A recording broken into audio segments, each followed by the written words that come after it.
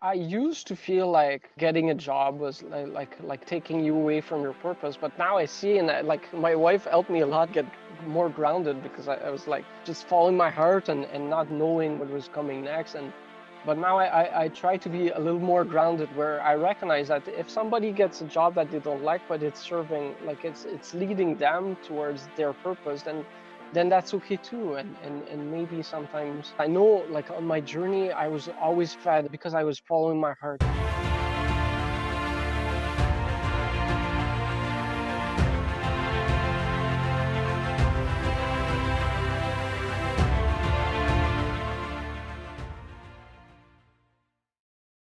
What is up, Impact Heroes? Welcome back to the show. I'm your host, Rick Ornelas. Thank you for spending some time with us today because we know time's a valuable resource and we're going to make it worth your while. I appreciate each and every one of you, not just for listening, but for who you are. I know you're sparking change to make the world a better place every day, and I am humbled and grateful for your efforts. It takes all of us doing our part to spread positive change, and that's what this show is all about.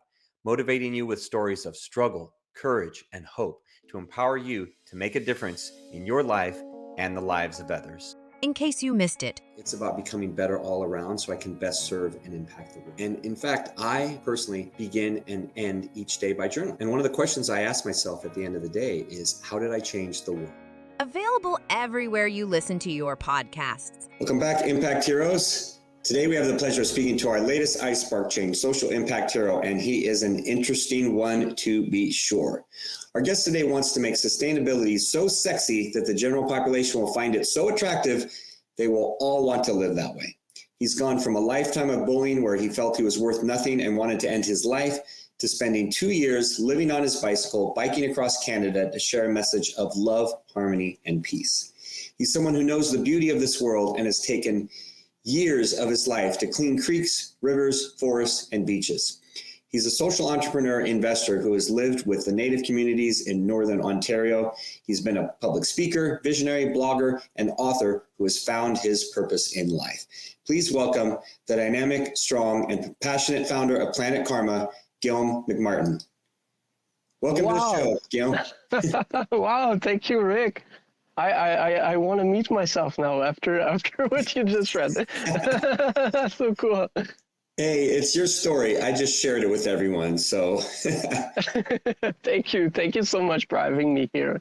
yeah, it's a pleasure. I like honoring my guests with a good intro and take pride in that because you deserve it, because you're on the show as a social impact hero. So you deserve to be recognized as such. So thank you for noticing that. Thank you. Yeah, for sure. And you're coming to us from a beautiful site outdoors where you can see the trees and the mountains in Quebec. Yeah, we can see the mountain and I don't know. The sun is. Kind of. You can kind of see it there. We'll wait. We'll go like this, and maybe the mountains will show up at some point if the sun moves. Yeah, exactly. Which I know you love the outdoors. I do as well. So that's why I can appreciate that. But so it's been a while since we've had a chance to connect. Luckily, a mutual friend of ours, Julie Blown, had put us in contact maybe a couple years ago when you were starting your bicycle. I think it was before. It was even before you had started your bicycle journey. Yeah, I think that was in the Planet Karma time when I was cleaning creeks and forests and making videos about it. And I just didn't remember where I met you. So thank you for reminding me it was Julie. Yeah, and as I said off air, it's been a long time coming to have you on the show. I'm glad we finally got you on. And, it was a little busy when you were riding around in the middle of nowhere, to get a good Wi-Fi signal, maybe from a teepee or something. But we finally have you on the show because we see you as someone who spreads positive change in the world, someone that's making a positive impact on humanity, and what we call a social impact hero. So, that's our definition of hero, and we'll get to some of the components, as we chat. But my question to you as we begin, Guillaume, is: do you see yourself as a hero? Well, that's a good question to start with. I do see the hero in me and the hero of a lot of people around me, because like 7 years ago, I thought I was worth nothing. I let people bully me all my life, and I wanted to kill myself just 7 years ago. And then I went on a journey. Like there's a voice in my heart that told me I had a purpose and I had to go find it. So that's the journey that I've been on through from investing to social entrepreneurship and then finding purpose. And that's why I believe I became a hero so that I could help other people on that journey. And so yeah, we're heroes. Like I feel I'm a hero, but I feel you're a hero too. And I feel like a lot of people out there that are every day waking up and so excited about the day because they know they're going to make a difference. Well, then they're heroes too. And you don't have to lead a movement and actually change the world like to be a hero. Like if you make somebody smile in your community, and then you're a hero as well. And that really resonates with me, because those are things that I say every day, is that and I use the same analogy, is that even by smiling at a stranger and having an impact on their day, a positive impact on their day, that's doing something heroic. And I do tweak it a little bit different, because I look at those tiny actions as changing the world, as that every day we have the ability to change the world for the better and to make a positive difference. And all those things that we do, those little things, they all add up to a lot. Wow. Yes, absolutely. Can I tell a story about that? Oh, absolutely. Please. Okay. Well, so it's a story about my wife, and she was telling me one time she was meditating and she felt she was not making like the amount of impact that she wanted to make, right? She's a spiritual guide, and she prayed and she asked God, like, what difference has she made? And she felt like too little, and she felt she wasn't impacting enough people. And then through the meditation, she saw like all the times where sometimes it was just smiling at somebody or opening the door to them or just like saying something nice to somebody at a cafe, and that changed their life. And she saw all the times like that sounded so simple, but she saw all the impact that made from this simple gesture. So yes, we can make such a difference from simple actions, because we don't know what's going to happen from that. Like it's like the butterfly effect, right? Mm-hmm. And maybe that's going to transform the life of so many, because that person needed a smile on that day. Yeah, you hit the nail on the head, Guillaume, because that butterfly effect, or ripple effect as we call it, and we call those spark moments, which we'll get to towards the end of the show.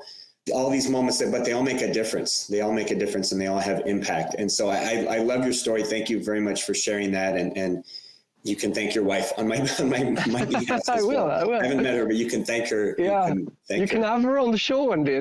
Yeah, we'll have her on the show one day, because she's making an impact as well. She's a hero too. Mm-hmm. So I want to go back to, we like hearing, everyone likes to hear the origin stories of, how people started doing their heroic work, how they got on the path that they're on. So if you can take us back to, maybe to 7 years ago or even earlier, but take us back to where things really changed for you, and where you really started creating purpose in your life, or discovered, that you needed to shift where you were headed and change that direction, and share that with everyone, if you would. Okay. Yeah, absolutely. Well, so 7 years ago, I was still a firefighter full time in my hometown, and I was depressed. I couldn't sleep at night, and all the time I was like thinking about mistakes I'd done in the past, and it just wouldn't leave my mind, and I thought I was a failure. And I received like threats at the fire station, and people didn't want to work with me because like I wasn't in a good place.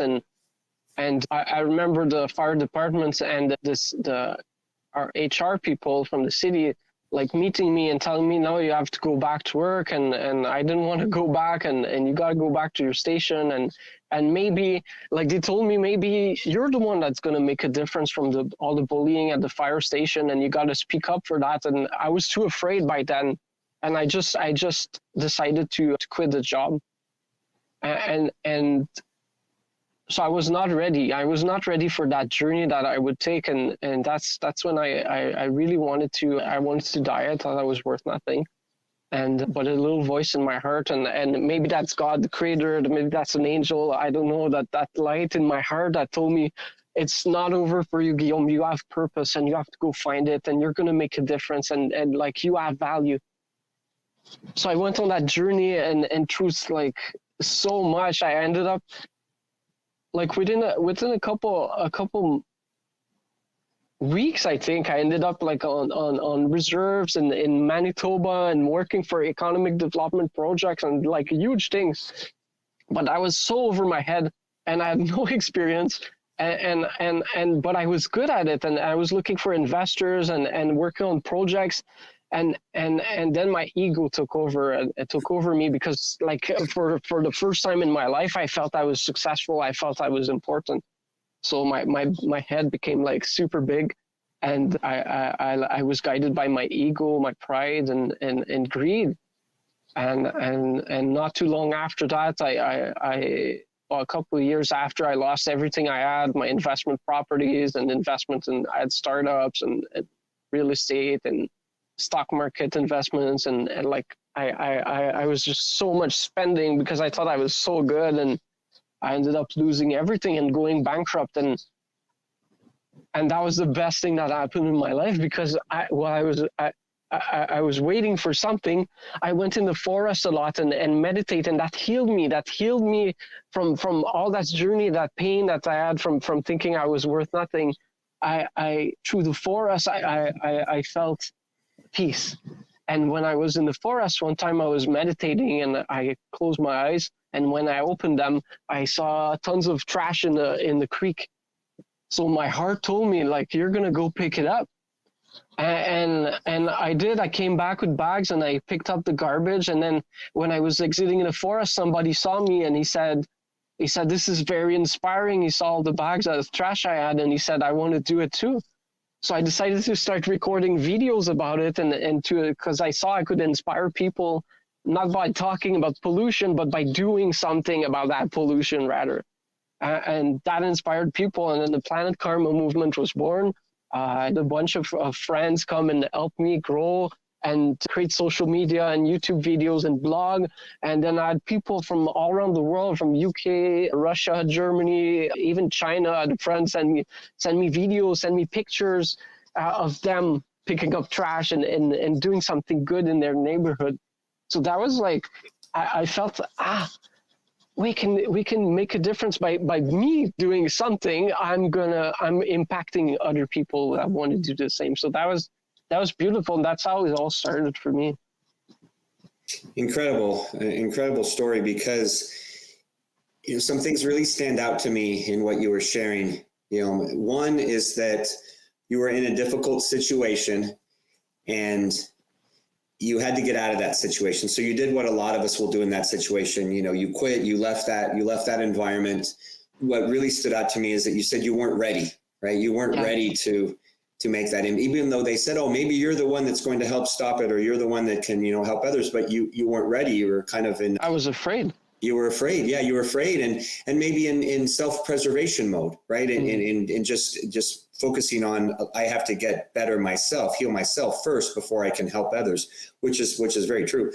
And then in your journey of, you have to have the ups, you have to have the downs to have the ups, and vice versa. And then, of going up and coming back down, and through nature and meditation, realizing that, you had a greater calling. And then I guess you were ready, at that point to make that difference and start impacting lives. Yeah. But not totally as well, because I was still looking for attention. I was like, it made me feel so good. Like I have all those people following me and commenting, this is so cool what you're doing, and now that was like inflating my ego too. So then I wanted to do a reality TV show, and going across the country and making a difference in the communities but that's like I wasn't able to raise enough money to produce the show, and then I ended up going on my bicycle across the country and share a message of peace, love, and harmony, because that's what God, Creator, put in my heart. When I went canoe camping 2 summers ago with my dad in northern Quebec, and when we drove through the native village Kitsiganzibi, I saw two missing women posters, like young women that were missing, and it put something in my heart. I had to do something about that. So that's when my journey across Canada on my bicycle started, because I had no money, but I had legs and I had a heart. So I started riding my bike, and ended up like connecting with the native communities when I made it to Manitoulin Island. And like I think it's the biggest freshwater island in the world. And it was amazing. Like from that, I ended up living for a year and a half with the native communities, with the Anishinaabe people in Northern Ontario, and learning some of the language, and being invited to ceremonies, and having so many teachings from the elders, and from living with the land. And that's what I needed. To ride alone on my bicycle was helping my ego, and helping realize that I was enough, and I didn't need the attention, and I needed to become humble before I could make a bigger difference. Talk more about, I find it all fascinating, Guillaume. Talk more about that time that you spent with them, how they accepted you, how they saw you. They took you as who you are, right? They took you as, another individual, into their community, and how they accepted you, and what that journey was like. Yeah. Well, I remember when I was a kid, I was 5 years old, in I think it was 1990 or something like that. There was the Oka crisis in Quebec, and in the news you see like native people shooting guns at the police and the army, and in my young mind, I think that native people are dangerous and they're violent, and I'm afraid when I'm a kid that if we drive through a reservation, we're gonna get shot at because we're white, right? Mm-hmm. And that was so not the case on that journey. I remember I was waiting for the ferry in Tobermory to cross to Manitoulin Island, and an elder, I was just waiting for the ferry because I was supposed to catch it the night before, and then when I arrived, they said, you don't have a reservation. It's the pandemic. You need reservation, and anyway, I got it for the next day, and stayed at people I had met during the day for the night, and so then I'm waiting for the ferry, and this old man, an elder, he comes and he sits next to me, and he says, I've been carrying this in my pocket for 6 years, and I knew I had to give it to somebody one day. And so he gave me a bag of sacred tobacco because the tobacco is a sacred plant. From the native stories, is the first plant that was put there by the creator was the tobacco. So they respect it and use it for ceremonies, for offerings. So he gave me this little bag that he had, and we became friends. We spoke like the whole ferry ride, and he told me all he knew, like about residential schools and the way that the ancestors lived, and then on the other side, he invited me to go have dinner with him and his partner, and I saw them, like I went on my bike and ended up seeing them again the next morning, and they just went for cafe where I was at the same cafe, and that's how it all started. And I've been so welcome in all the native communities, and like they're the most generous and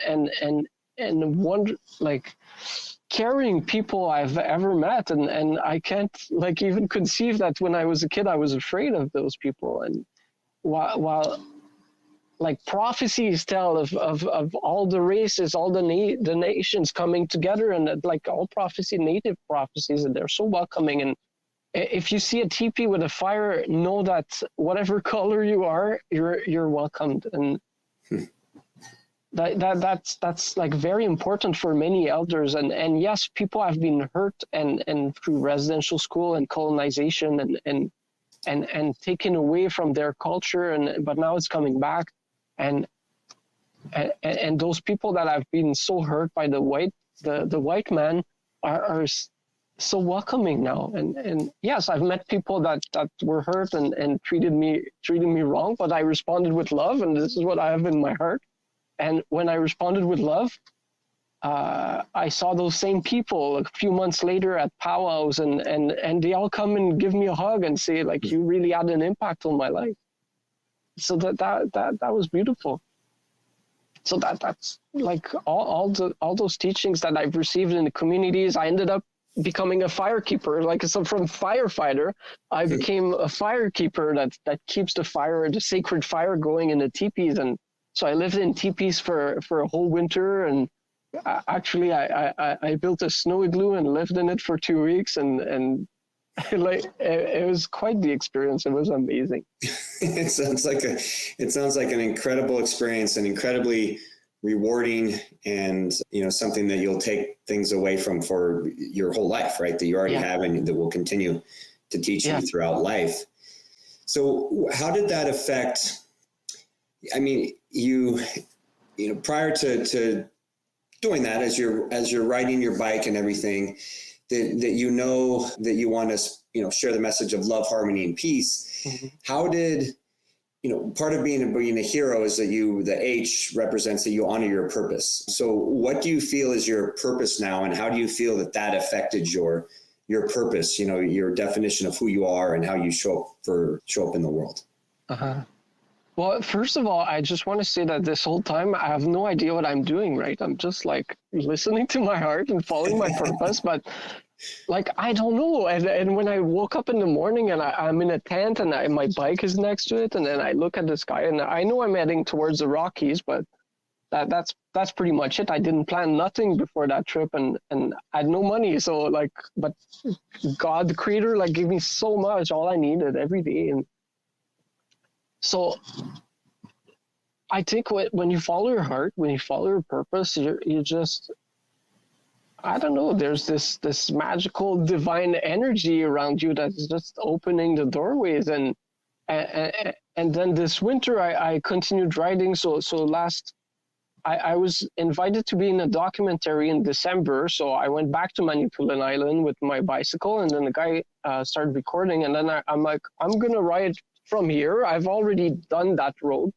but in the winter I decided to ride towards Sault Ste. Marie, and I wanted to head to Nunavut to go see the First Nation in the north. So I just followed my heart and I started riding. And then actually when I made it to Sault Ste. Marie, so there's Sault Ste. Marie, Northern Ontario, and then Sault Ste. Marie, Michigan. So you can cross to the United States there. Mm-hmm. And so I didn't have my passport because it was stolen the year before while I was biking. So I had to order a new one. So I had to wait like through all the days and get the passport in the new year. So I ended up going to Quebec during that time and spending time with my family, because I thought I'm going to be gone for like 10 years biking from there, going across the border and heading to South America. I wanted to go from the north to the tip of Argentina on the bicycle and meet all the nations on the way. And well, that was the idea. That was the purpose I was following, and sharing that message of love, peace, and harmony. So it's then while I was at my brother and waiting for the bus, I saw birds flying in the sky, and I learned to listen to the signs and see what nature is telling you, and living with the natives. So, and then the bird told me they were heading north, and that's when they told me actually, like, well, if you're going to cross the whole continent, go north first. Why would you not go from the tip to the tip, right? So that's when I decided to head to Nunavut, and then by speaking to elders and the chief that was guiding me on my journey, I decided to head towards Yukon so that I can like just cross the border on the west side of the continent and go all the way down to Argentina. So I was doing that, and I was heading there, and then I met a woman online, and she had been following my blog and she was a greatest fan, But not, and then we started chatting and we commented back and forth, and within 4 hours we were engaged, and then she come and reached me. She drove from New York State, come and meet me while I was in Wawa, Northern Ontario, this very small town, and we got married there under the stars, the moon, and the trees, and we were just in love, and now we've been traveling together ever since. And from prophecies, I wanted to ride across the continent for peace between all nations, but we realized while we were discussing and praying and meditating that if we talk about peace between all nations, that separates, like as if we're different. And we both believe, and I think a lot of us out there believe that we're all humans, we're all connected. Mm-hmm. We're not different nations. So I don't want to show a spotlight on the difference and say, it's time to come together. It's like, I want to say it's time to come together because we're humans. because we all have dreams, because we all have teachings, different teachings from our different cultures, that it's time to show those teachings to each other and just elevate each other as humans, and not create separation from nations.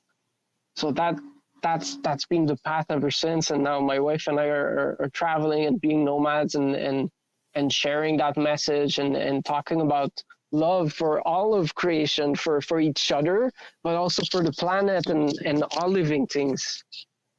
So that's purpose for me. Like, it's my purpose evolves a lot along the journey. Mm-hmm. But that's important too, is just following your heart. And sometimes maybe God wants to, like, shows you got to go there, but that's you got to go there because that's going to bring you there, right? Yeah. It's not always, the direct route like the GPS would take you. Sometimes it's some serendipitous route, and I think that's how you do honor your purpose, is by following your heart. That's the big difference between how you're living your life and maybe a lot of other people that aren't, and maybe some people listening, is that they're not open enough to listen, to what God is telling them, or they just choose the comfort, or they choose the easy route and say, oh, I'm going to take this job because it's going to pay me a lot of money, and they may be miserable. And I know lots of people like that. They may be miserable and just do something for financial gain or for some other material reward when it's not fulfilling their purpose, and it's not, what our Creator has in store for them. So you're definitely honoring your purpose by following your heart, and it led you to your wife, and now, you're both on that same journey together, which is cool. Cause now I think it's going to be, you'll have so many more stories between the both of you, and that journey is going to take so many more turns and everything. Yeah. And I used to feel like getting a job was like taking you away from your purpose, but now I see, and like my wife helped me a lot get more grounded, because I was like always in the clouds, and being just following my heart and not knowing what was coming next.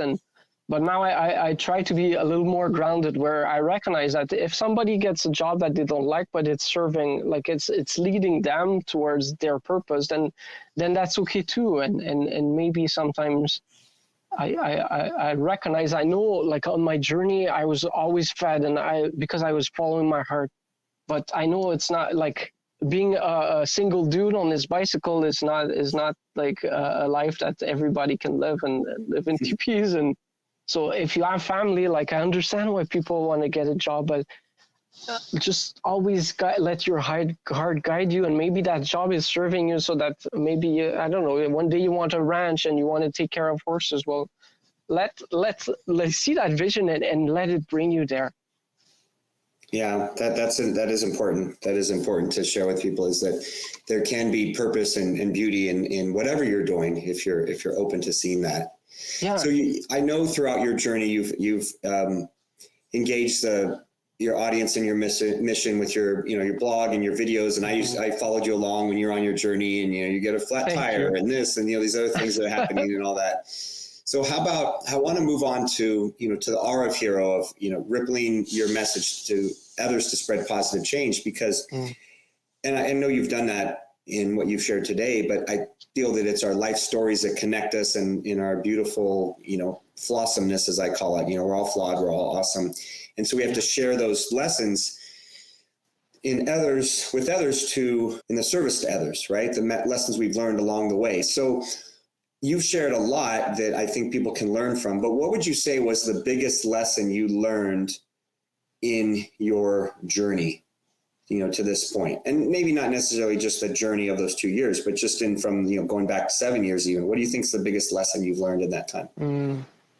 Well, I'd say that's a great question, Rick. And I'd say the biggest lesson I've learned, and especially being around the Native communities and ceremonies and receiving a lot of teachings from elders, is that you always want to give first. And when I'm riding my bicycle and going through a national park and I don't have food because I ran out, and like, it's okay. Just know and offer, make an offering first. And when you give first, like to the creator, to God, to like whatever people have faith in, right? Like when you give first, or give to Mother Earth first, and make an offering. Like I made offerings of tobacco, so because it's a sacred plant, and I give it to Mother Earth, and then somehow people would show up, like truckers along the highway would stop, and where I'd planted my tent, they wanted to see the view there, and then they just come start chatting and give me a bag of food, and I didn't even ask. They said, "Do you need something?" And I said, "Well, I'm out of water," and then they just bring me a big bag with tons of water. And then somebody else came at another place. He said, like, "Oh," he just looks at me and says, "I want to help you. I want to give you something." I said, "Well, I'm hungry right now." So then he gives me a big bag of food, and then I had to hike like through a hill, and I have a trailer on my bicycle, right, and it's over like 100 pounds, and the hill it took about 45 minutes to climb. It was hard. And somebody was just, I'm praying while I'm going, and I'm thanking God for all of creation and for this journey. And then there's somebody waiting on a pickup truck at the top, and he gives me he gave me like some raspberry strudels and bananas, and it's just amazing. So just trust that when you give first, even if you don't have much, give first before you take, because when you do that from your heart, God, the creator, Allah, like it's going to provide for you, and Mother Earth will always provide for all of us. That's something I learned on my journey, is like when I'm camping in the forest in the winter, there's always, I just look around and there's dead standing tree that I can just break with my hand and make a fire from. Like Mother Earth, because like to my belief is that God, the creator, made the planet, and then so that we can use all those gifts. And so that's why I spent so much time cleaning forests and creeks, because it hurt my heart that people would put their trash, like treat it as a dump. Mm-hmm. So when you give to Mother Earth, one time, so I'm giving a lot of stories, but one time I cleaned a forest where I was staying at a little farm in Massey, Northern Ontario last summer, and that's where I wrote my novel. Just a shameless plug, I wrote a novel there. But that I just was praying at the top of the hill, at the top of the little mountain, and then I see all this trash around, like people go party there and leave their bottles behind, and it hurts my heart, so I decided to pick them up. And then I go back to the library and I bring the trash there, and I come back 2 weeks later, and then it's like Mother Earth there's all those wild blueberries there that I could eat, because I gave first, I helped, I pick up the trash, and then I'm rewarded with wild blueberries. So always give first. That's a beautiful lesson, and that's one that is important to me. It's part of my purpose to love and to give and to serve. And I love all your stories, so that I mean, that's wonderful, and I know our audience will appreciate those too, because it's the stories that connect us all, and that's where the true beauty and the lessons can be found in those stories, and they solidify that, yes, that is so crucial, is to give without any expectation of anything in return, and just trust that, have faith, that God will figure it out as he always does. And like sharing your food, and then more food would arrive. Like we always, exactly. With the sacred fire in the teepee, you always feed the fire first, because that's your connection to the creator, and you give gratitude, and somehow people would come up with more food after that. So even if you don't have much, even if you have only one I don't know, a piece of bannock bread, which is like Indian tacos, and you give to the fire first, and then somehow you're well fed, and it's just magical. Beautiful. It's so beautiful, and the giving is then you can allow to receive. God's going to provide you with more. Well, I appreciate you opening your heart and being authentic and vulnerable and sharing all these stories, because that's what allows the audience to connect with you and to learn and to take those lessons to heart and to really receive them, those gifts that you're giving in those stories and those lessons, and it's going to benefit them, far greater than maybe it even benefited you in the moment, because of that, it'll have that ripple effect.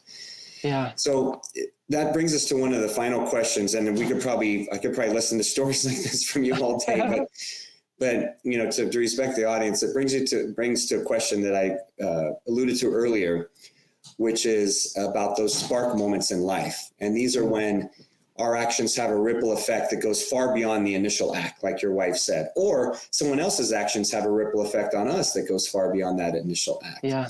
So share a story of a positive change that is an example of one of those spark moments in life, where either you impacted someone or they impacted you, that you didn't necessarily realize it at the time, but that, that ripple effect went far, far beyond.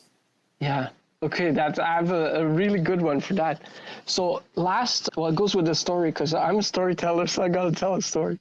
Last year, around this time, I think it was a little further, like in October last year, I was at Thunder Mountain during ceremonies. We're having a fasting ceremony, so I was at the top of the mountain and just staying there with my fasting for ceremony for a few days. And while I was fasting, I saw the Ark fly over me, and then I was transported into the clouds and into like traveling around the universe, and then that's where the Creator spoke to me, and they showed me what we needed to do as humans to live in harmony with all of creation, because this is the reason I was fasting, was to pray for that. And it was simple. I saw all those wildlife sanctuaries and people protecting the land, but living as well within the land, having those villages and the forests and the people living together in communities and living in good ways. And those wildlife sanctuaries, like, people would take the idea and reproduce it all around the planet, so that we can live like with this paradise that's around us, but like live as and now it's become in my mind like the Gardens of Eden I want to build around the world. And as I shared that with Native communities, as I was riding my bicycle, I just went to in the band office of one after I was the night of camping there, and I just mentioned it to the administrator there, to the assistant, that my vision of wildlife sanctuary and how they could bring that to their land. And she says, that's so cool, and we should do that. She said, like, but bring us a plan. And I said, I don't have time to build a plan. I'm riding my bicycle across the continent. And she said, okay, well, that's very cute and cool, so thanks for the idea. And then I saw in the news a few months later, the tribe had made a deal with the government, so to have part of the national park that was there to be owned back by the First Nation, and they were planning on making like cabins and the stuff that I had shared with that woman. So sometimes you just plant a seed, and maybe it didn't even come from that idea, but I think our ideas can travel and share with the heart. And now they're making that vision of wildlife sanctuary and living there and protecting the land and bringing ecotourism that's going to bring economy in the region and all those. So that vision from fasting is now spreading. And this is what I talk everywhere I go, and this is what I want to do. And my dad is I just like, forget it's my dad, but somebody in my family is saying like, well, if you want to do that, you got to work, cause find a job and you can work. But if a project costs like $30 million, even if I work a job for the rest of my life, like I will not be able to do it before I retire. Right. Mm-hmm. So now I just travel around and speak about it. And somehow there's people that come to me and, hey, I have 115 acres of land. Like, can you help me do something there? And, oh, well, that's perfect. So now we can create that vision. And sometimes it's a lot more. Like this tribe had 13,000 hectares of land that they could use. So that's like a lot. Yeah, that's fantastic. Yeah. Because I like what you said, how our idea can travel. And thank you for sharing that spark moment, because that's probably the first time where it's one thing we're talking about Spark Moment is you never really know the impact that it has. And so that's something you can't really quantify, what impact did it have? What impact will it have? How will it continue to impact? But that's the beauty of a Spark Moment, is that it can continue, so far beyond the initial act. So thank you very much for sharing. So as we come to the end of the episode, before our final question, I know our audience will want to learn more about you. So where's the best place for them to connect and learn about you currently? I'd say Facebook is where I do most of my things, and people have been following me for a long time on Facebook. That's actually where I met my wife, and because I wrote my blog there. So there's my Facebook page. If people, if you do happen to have land and you don't know what to do with it, but you care for the land, you don't want to do a development. A couple of days ago, I was picking something up and a development, a master plan, and build homes and sell. That works, but what if we could make that sustainable? So if people want to reach out to me, they can just book a time on my calendar. And I think I shared the link with you, so we can share that. Mm-hmm. And then I'm on YouTube. Just look for my name on all social media. I'm everywhere, but most of the focus is on Facebook, where I do my blog. Okay, perfect. Well, we will share the links for everything for those, and the different ways for people to connect with you and everything. So one final question here, Guillaume, because our goal at iSpark Change is to positively impact 1 billion people in the next few years through our community and our future social impact social media platform. Now, we know we can't do this alone. We know we need the help of impactful leaders like yourself, social impact heroes, to show others the way, because a lot of people feel, as I once did, and maybe you once did, that they're too small to make a difference. So we value your thoughts and opinions. So I want you to peer into the future, peer into the iSpark Change crystal ball, and tell us, what can the world become if everyone starts believing that they can impact the world and make a difference? Okay, let me pray about that for 1 second, and I'll get a better answer. Wow. So I see people in communities just like proverbial holding hands, right, and elevating each other, and there's so much abundance that is created from that, because now people know how much value they have, and they know how much other have value, and now they respect it and they acknowledge it, and they're just so happy to elevate each other and to work together on common goals. This saved me myself from wanting to kill myself. It was finding purpose and living that way. So letting my heart guide me. So I see all those people, this billion people, and I think we're 7.7 billion people on the planet, and not everybody is ready for it, but as the masses grow, and as all those people, this billion people, is going to impact so many. So know that you're making a difference yourself by being here, by being part of the iSpark Change movement, and being one of those billion people is when we all stand together. We're all pieces of puzzle that connect, and we're going to make a massive, massive difference together. And it's beautiful. This way we can serve God, Creator. We can do anything because we are creators ourselves. Well, thank you so much for sharing that. That's beautiful, and I can see it too, and I know it will happen. Well, thank you for taking time to share your heart and wisdom with our audience, Guillaume. You came in, you over-delivered, as I knew you would. Your desire to spread love, harmony, and peace is evident, and you're filled with passion, humility, and you lead with a heart of service and gratitude, which tells me you will continue to have success in all facets of life, and this is only the beginning of your social impact. Bless your soul, Bamapi. Bamapi means I'll see you again soon in the language, because there are no goodbyes in the Ojibwe language. They'll see you in this life or another life. Absolutely. We'll see you again soon. Thank you so much. Thank you, Rick. All right, Impact Heroes, it's our stories that connect us all, and we loved hearing Guillaume's today. Guillaume McMartin, you're not only an inspiring and amazing human being, but you truly are an iSpark Change social impact hero. We'll see you all next time. Do you want Rick to speak at your event? Here's what others have to say. Did not know his story, and it was so inspirational, and his presence on stage, his authenticity was just incredible. I absolutely loved his performance. It made me feel some type of way. If you're looking for a speaker for your next event, hire Rick. I promise you this, you will not be disappointed. Visit rickcornelis.com to book him today.